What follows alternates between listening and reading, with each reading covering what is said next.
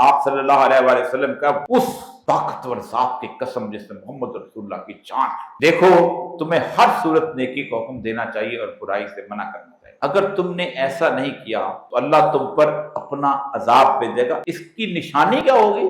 تم اللہ سے دعائیں کرو گے، تمہیں دعائیں قبول نہیں۔ حضرت جبیر رضی اللہ عنہ، میں نے رسول اللہ صلی اللہ علیہ وسلم کو فرمایا کہ سنا، جو شخص بھی ایسی قوم میں رہتا ہے جس میں برے کام کیے جاتے ہوں اور لوگ ان کو روکنے کی قدرت رکھنے کے باوجود نہ روکتے ہوں، تو اللہ تعالیٰ انہیں ان کی موت سے قبل عذاب میں ضرور مبتلا کرے۔ آپ صلی اللہ علیہ وسلم نے فرمایا دیکھو اگر تم لوگوں، اللہ کبھی بھی کسی بستی پر عذاب نازل نہیں کرتا جب تک تم لوگوں میں ایک عیب نہ پیدا ہو کہ تم اپنے سامنے برائی ہوتے دیکھو اور طاقت رکھتے ہو۔